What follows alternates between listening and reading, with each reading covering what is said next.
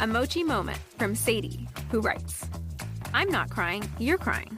This is what I said during my first appointment with my physician at Mochi, because I didn't have to convince him I needed a GLP-1. He understood, and I felt supported, not judged. I came for the weight loss and stayed for the empathy. Thanks, Sadie. I'm Myra Ahmed, founder of Mochi Health. To find your Mochi moment, visit joinmochi.com. Sadie is a Mochi member compensated for her story. Radio Metropolis. Welcome to the Shadow Radio podcast here on Radio Metropolis. Tonight, a mad scientist who is dying from an incurable heart disease builds a time machine just to stay alive on December 31st over and over and over again so he can repeatedly kill his cousin who had wronged him. Lamont, Cranston, and Margot Lane are the only two conscious enough to realize the repetition of New Year's Eve and try to figure out a way to end this madness. This is called The Man Who Murdered Time from January 1st, 1939, here on Radio Metropolis.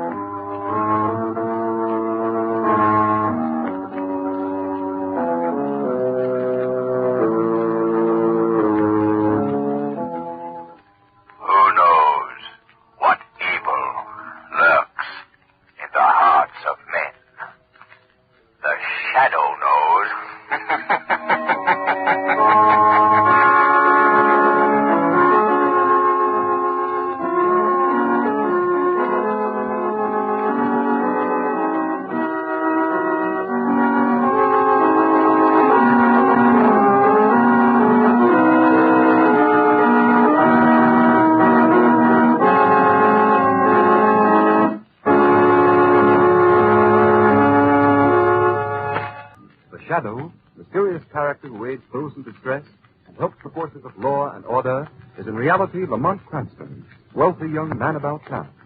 Cranston's friend and companion, the lovely Margot Lane, is the only person who knows to whom the unseen voice belongs. The only one who knows the true identity of that master of other people's minds, the Shadow. Today's story, The Man Who Murdered Time.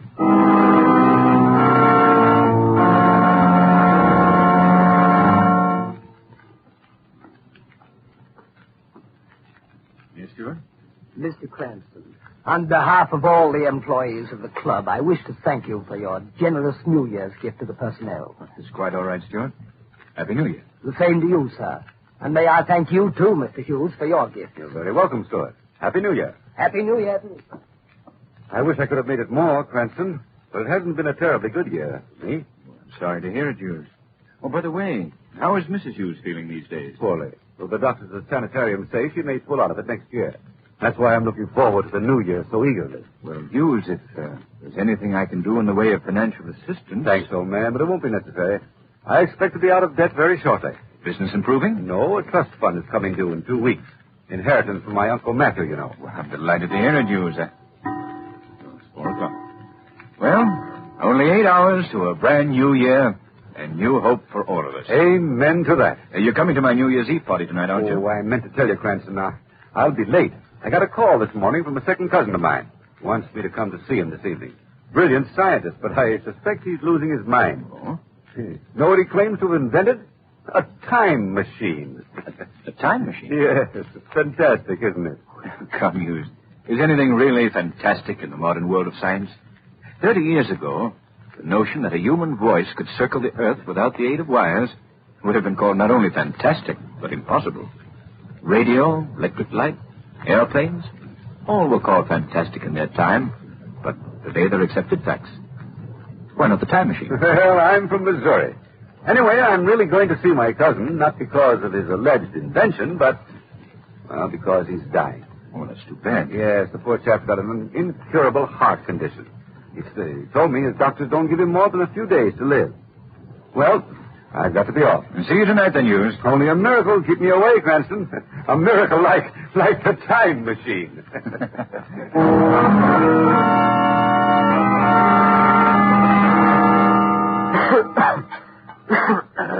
Oh, here, Willett. Drink this water. There. Feel better now? Yes, better Hughes. Perhaps you'd better get into bed, Willard. Frankly, I didn't expect to find you up and about, dressed to kill. Dressed to kill. Very good. Such an apt phrase. Well, why not? This is probably the last day of my life. Well, I'm sure it's not as bad as all that, Willard. If you take care of yourself. Come, Hughes. I'll never see the new year. That's what you're really thinking. Know what I've done today? What, Willard? The things I've wanted to do all my life. Packed them all into this one long, glorious day. I've smoked $2 cigars, eaten the finest foods, bought thousands of dollars worth of completely useless things just for the fun of indulging myself. Willard, I thought that I'm broke? I am. Then how did you... Borrowed, dear cousin. Spent other people's money, incurred enormous debts. Payable next year. Next year, which will never come. I'm sorry, Willard. Oh, what are you sorry about? I'm not. Matter of fact, I've just begun to celebrate. And you must join me, Hughes. Absolutely insist. I bought a marvelous sherry today, a rare vintage. You rang, sir? Really, you needn't bother. The sherry, John. Yes, sir. I have it here, sir. Fine. Put it on the table. Shall I pour, sir? No, I'll do it myself. That's all, John. Very good. Here you are, Hughes. Drink hearty. Thank you. How do you like it? Nectar. Ambrosia, huh? It has a peculiar flavor, hasn't it? Oh, it'll grow on you. Finish it, Hughes. Drink to my last day on Earth. Oh, no, Willard, not to that. To my last day on Earth. And yours, my dear cousin. To my last day? Hughes, I told you that today I meant to satisfy every ambition I ever had. Well, I've left for the last my greatest ambition of all. To kill you. To kill me? What? Why, you're joking. Think so, Hughes? But why? What have I ever done to you? What haven't you done to me? You've been a bone in my throat ever since we were boys together. I believe you're really If it serious. hadn't been for you, I'd have been Uncle Matthew's fair-haired boy, his favorite, his pet. He would have raised me in luxury instead of you. You quarreled with him. You were He would have left me his money, not you, you Judas. You had everything while I starved, scraped, suffered. I've brooded over that, my fine cousin, a whole lifetime. And now, this wonderful day, this last day of the year, I'm going to kill you. I'm going to kill you not once, but 1,000 times. You see that machine in the corner? I see, Willard. Calm down. That's my time machine. Your time machine, yes. I remember your saying. Do you know what this machine can do? It can prevent the future from happening. The future from happening? Oh, now, look, Willard, look. Let me call your physician. Don't be a fool, as sane as you are. That's a scientific machine, not a madman's toy. Do you know how it works? Well, of course not. I'll explain it in simple terms. Hughes, what is time? Why, time is... Time is like a railroad track. A straight railroad track, Hughes. And the world is a train running along that track. On the track behind us lies yesterday, December 30th. Today, we're traveling along that section of track we call December 31st. And at midnight tonight, the train, you, I, the whole universe, is scheduled to plunge straight ahead into January 1st of the new year. You follow me so far, Hughes? Yes? What has this to do with your so-called time machine? Just this. By using a revolutionary principle of physics, my own discovery, my machine bends the straight track of time, curves it, so that the time track forms a perfect circle. You fool, it's a scientific fact. I've done it. Mad, I say, mad. Listen to me, Hughes. At midnight tonight, when I turn on the switch, time will instantly be curved back on itself. So that instead of continuing into January 1st, we'll go back 24 hours. We'll live December 31st over again and again and again like a phonograph needle caught in a groove. You expect me to believe that this day will never end, that you can make December 31st repeat itself forever? Laugh, you fool. You won't laugh long. Today, I've been especially careful to make it the fullest, happiest day of my life because I'm going to live this wonderful day forever. I'll catch time in that groove and hold it there. The future will never come. I'll never have to pay my debts. Despite my bad heart, I'll never die. I'll have to be as insane as you to believe that. Would you like a demonstration? Playing the farce out to the end, are you? Well, go ahead. Demonstrate. That's the proper scientific spirit, Hughes. I'll set the machine to affect merely this house and ourselves. What incident of the last half hour do you want me to make repeat itself? Choose. Oh, the butler and the sheriff. John and the sherry, eh? Very good. I want you to bear in mind that just as time will be repeated here in this room for the next few moments, so can I repeat time throughout the whole world, not once, but again and again. Now, let me adjust my machine. There. Now to close the circuit.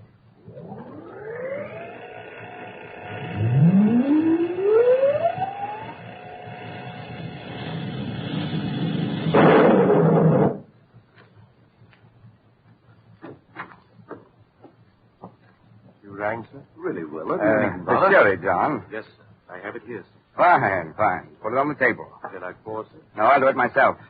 That's all, John. Very good.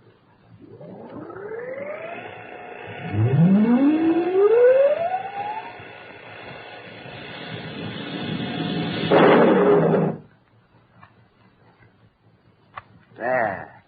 The automatic circuit cut us off, and we're back in ordinary time again. Convinced, Hughes? It can't be. It's impossible. It's a trick, a dream, a nightmare. You'll be saying that for all eternity. I'm getting out of here. Are you, cousin? Try it if you can. I can't. I'm paralyzed. I can't get out of this chair. You feel pain now, don't you, Hughes? Yes, horrible pain. You shouldn't have drunk the sherry, Hughes. Your glass contained the slow poison, you see. No, help! There's an antidote on the table. You see that little green bottle, Hughes, just beyond the reach of your fingers? Isn't it ironic? If you could only move your arm 5 inches. Try. Oh, you can't. Dear me, how very, very sad. All you can do is look at the antidote while you die in agony. Please, will it help me? Help me! I don't want to die. Just a little while now, cousin, a little while. It's almost midnight. You'll die just before midnight. And then I'll turn on my machine. Set it to affect the whole world forever, and time all over the world will snap back 24 hours. Everybody in the world will live December 31st over again and again, forever and ever. You too, you. No. You'll visit me again. Drink the poison cherry again. Die again. Live again. Die again.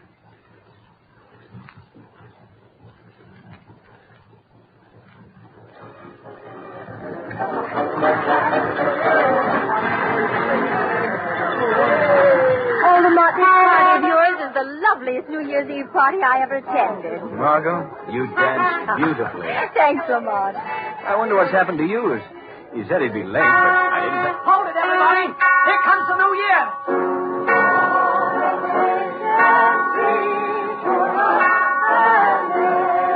Happy New Year, Lamont. Not yet, Margot. 8, 9, 10, 11...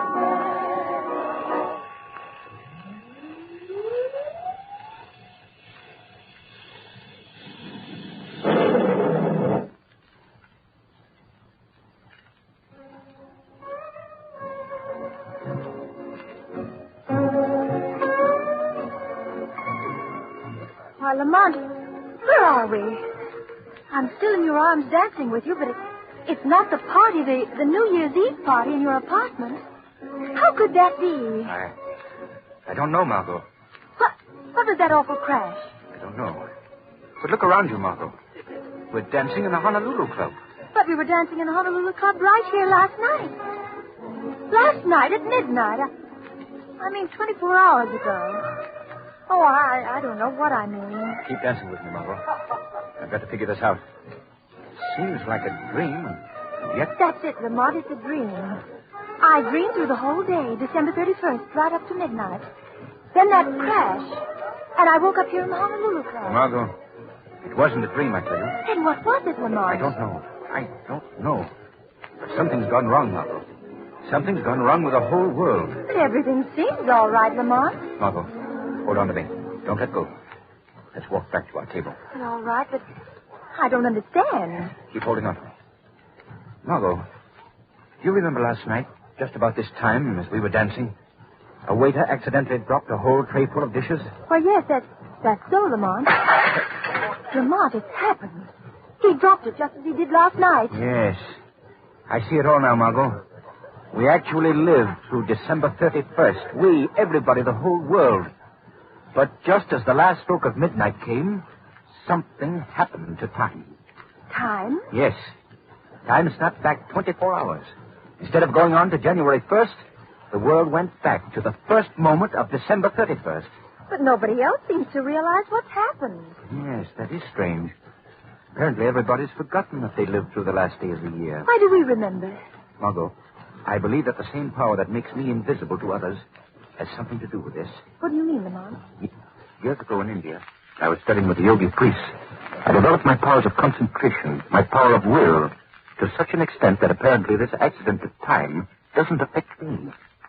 How long I'll be able to fight against it, I don't know. But I haven't your power, Lamont. Why do I remember, too? Margot, because at the instant time flashed back, you happened to be dancing with me. You were in my arms, within the aura of my will, my influence. No. Just so long as you're touching me, you'll remember, too. Oh, Lamont, I can't believe it. I can't. Well, then try it. Let go of me. Go on, let go, Margot. Well, all right. You're right, Lamont. You remember the Higgins, don't you? Margot. Yes, that's the family. Margot, stop. Well, they're very Margot, anxious listen to that me. you and I go south with them Margot. this year. What am I saying? What happened? Oh, Lamont, you're holding me again. Margot, the instant you let go of me, you said exactly what you said 24 hours before. When I grabbed you, you snapped back, free of the new time spell. Then it's true. Oh, Lamont, I'm afraid. Don't let go of me. Steady, Margot. Oh, but it's horrible. People will go on living through December 31st to eternity, never knowing, never realizing. Lamont, there'll never be a New Year. You're absolutely right. Unless this can be stopped. But how can anyone stop it? Nothing human could have caused a thing like this to happen. I'm not so sure, Margot. Hughes told me that a cousin of his, a brilliant scientist, claimed to have invented a time machine. That cousin of Hughes may be responsible for what's happened to time. But who is this man? Where does he live? Hughes didn't say. I'll have to find him some way. And when I do, Margot, it'll be as the Shadow. Perhaps the Shadow will be able to switch time back to normal. Bring the new year to a world doomed to live a day which never ends.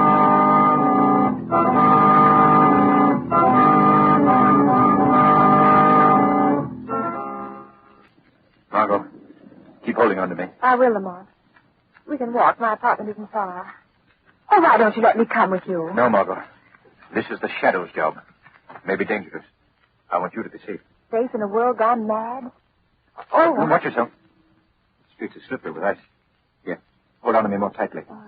We'll cross here.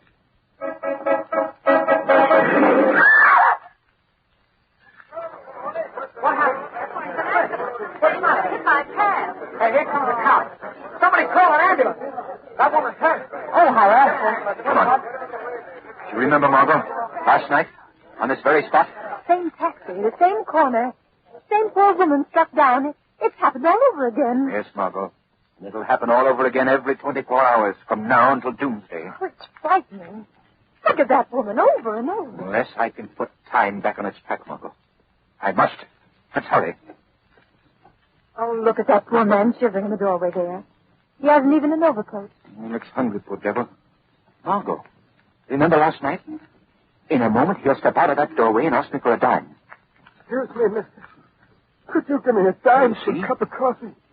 I'm so cold, I'm freezing. Oh, thanks. Thanks, mister. There's one thing I'm glad of, Lamont. He doesn't know. He doesn't know he's doomed to shiver and freeze and starve like that forever. And millions like him. Millions of unfortunates shivering and starving all over the world tonight. That machine. I must find that machine. Well, here we are, Margot. Don't bother to take me up. There's so much for you to do. So much, Lamont. The doorman will let me in. It's exactly the same time we got home last night. Good evening, Miss Lane. Bad night, ain't it? Hurry, Lamont. Find Hughes' cousin. Since time's repeating Well, himself, I always say when... Hughes will meet me in the afternoon at my club, just as he met me yesterday. We'll talk as we talk then. Perhaps he'd be able to tell me. Lamont, what's the matter? You're so pale suddenly. It's funny, I felt weak just then. As if my strength of my will were fading away. Could it be that I too... You mustn't. You've got to be strong. The world needs your strength. Well, I don't... Let go of me, Margot. All right. You're draining my power, my strength away. Let go. The wind is very fighting, Miss Lane. Yes, it is. Fred, will you take me up to my apartment? Yes, sure, Miss... Gone. Safe upstairs. Goodbye, Margot. Until tomorrow. Tomorrow ever comes.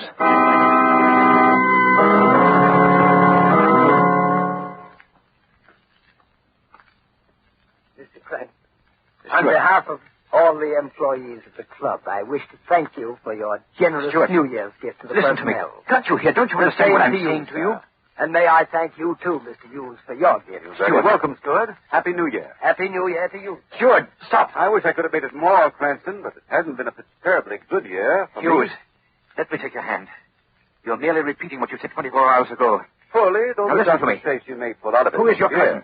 That's why Who I'm is he? looking Where forward does he to the live? New Year so eagerly. Oh, hopeless. He's not attuned to my will. I'll have to follow him. Make him lead me to this cousin of his. Expect to the to be time out machine. of debt very shortly. I must concentrate. My willpower seems to be failing. I must hold on until Hughes visits his cousin.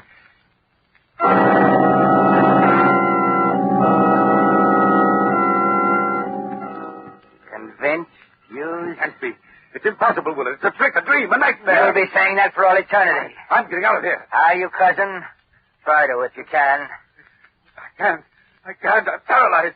I can't get out of this chair. Hughes, you can. You're not paralyzed. Now, Yes. don't you, Hughes? Yes, horrible pain. Hughes, there is no pain. You None. shouldn't have drunk. Hughes, chair, hear me. Hughes. Your glass contained the slow poison. No, you see. no, help! Help! I have helped you, Hughes. You are not poisoned. I substituted this antidote for the poison in the glass of sherry Willard handed you. You are not poisoned, I tell you. Exert your will, attune it to mine. Try to get out of that chair. Here.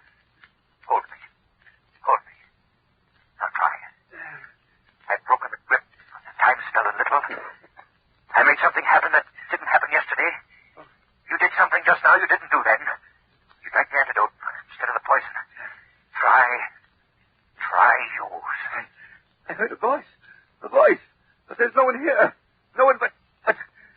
Try, it said. Chair. Out of the chair. I'm standing. I'm free. Free. Thank the Lord. Hughes, can you hear me now? Who are you? Who are you? I see only Willard. I don't think he sees me. I feel someone holding me. Who are you? Never mind who I am, Hughes. Get out of this house at once.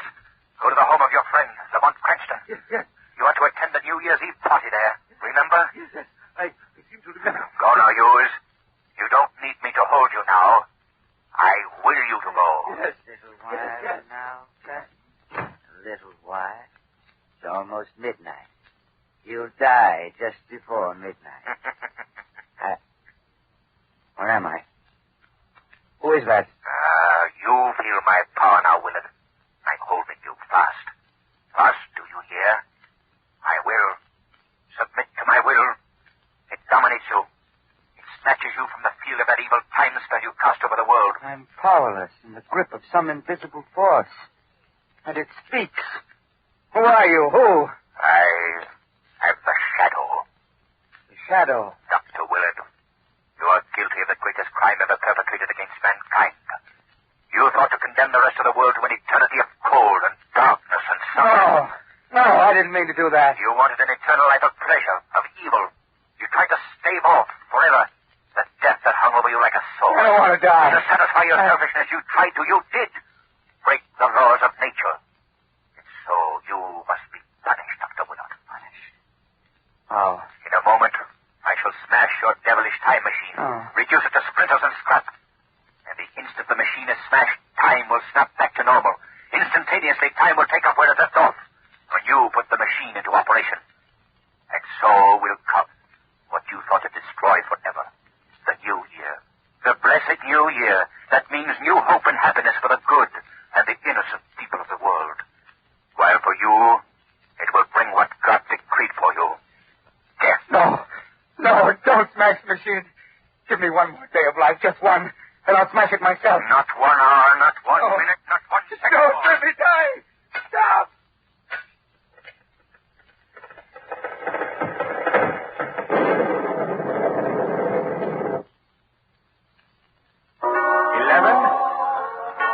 It's the new year, Lamont. Yes, Margot. The New Year. At last. Why, Why, Hughes. Oh, I'm sorry to be late, Cranston. I don't know what happened to me.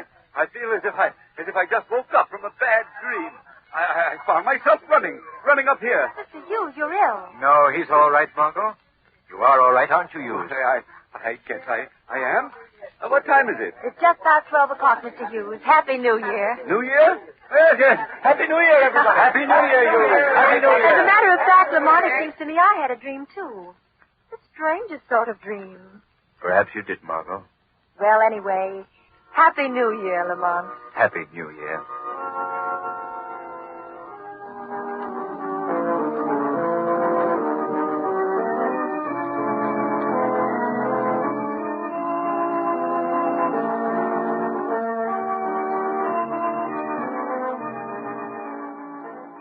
Today's program is based on a story copyrighted by the Shadow magazine. All the characters and all the places named are fictitious. Any similarity to persons living or dead is purely coincidental. The Shadow magazine is now on sale at your local newsstand. The weed of crime bears bitter fruit. Crime does not pay. The Shadow knows.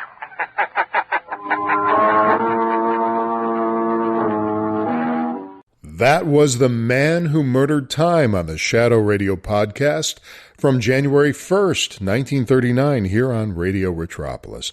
What a fantastic episode. Another great Shadow episode. And I have to give the writers a lot of credit here, because when you write about time travel or the altering of time, big red flags go up immediately, as a story can get lost when the focus is on the logic used in time travel. It could take a scary story and make it seem ridiculous because you're just thinking about the inane logic used and how they accomplished the time travel. Here's an example. Do you remember the Superman movie with Christopher Reeve and Margot Kidder? Well, the very end of the movie nearly ruined the whole film, which was a fantastic film, and it still is, regardless of the ending. But the ending didn't help it. Superman, if you recall, didn't get there in time to save Lois, so he flew at inconceivable speeds. Now, let me stop for a second here, because if you remember the film, he had to catch up to the nuclear bomb, one going east, one going west, two bombs that were going to blow up. One was Hackensack, New Jersey, and the other one was the San Andreas Fault, yet he could only get one.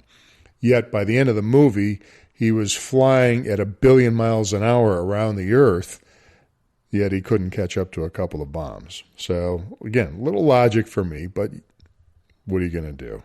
So, anyway, he's flying at these massive speeds against the rotation of the Earth to make it spin backward, thereby turning back time. Well, that premise was ridiculous, as simply turning something back the other way doesn't mean that time moves backwards either. Just the Earth does. It would also have destroyed the entire world's population, as oceans would have flooded continents with the sudden shift. But, speaking of Christopher Reeve, he did do a wonderful time travel movie called Somewhere in Time, which was in 1980, I believe. And it was actually a box office failure. Through the decades, it became a huge cult favorite and probably one of his most beloved films of all time. Many, many people love this film. Great music, of course, too. Rachmaninoff, if you remember. It was about a young playwright who falls in love with a photo of a woman from 70 years ago, only to realize he knew her then, and travels back in time to be with her. His way of getting back was to will himself there. Now, as stupid as that sounds on paper and highly illogical to boot, it actually worked in this romantic setting in this film. The point I'm making is that we will buy anything as long as it's sold properly. In drama, it has to be the right setting, like Somewhere in Time, or in this episode of The Shadow. I thought they handled the time altering, I don't want to call it time travel, but the time altering brilliantly. And the reason why I thought they did, I'll tell you why. As I was listening to this episode, I was asking these same questions, these logic questions about time travel. And the moment I asked myself a certain question where the logic didn't seem quite right, Lamont Cranston all of a sudden answered it, and then it made sense to me. It's like, oh yeah, that makes sense. I can buy that. Okay, I got it. So I bought the time travel here, and then I was able to focus on the great story that was being told. The last 5 minutes here were very dramatic as the Shadow figures out the scheme and really tortures Dr. Willard, really tortures him. John Stone, again, masterfully frightening here, and he really brought a lethal aspect to the Shadow, which I feel sets him apart from Orson Welles. John Stone's performance in many of these episodes is so aggressive that the villains end up killing themselves just to escape his mental torture. A really terrific, fantastic episode. That was The Man Who Murdered Time from January 1st, 1939, here on the Shadow Radio Podcast. We will see you next time. Have a good night. This is Radio Retropolis.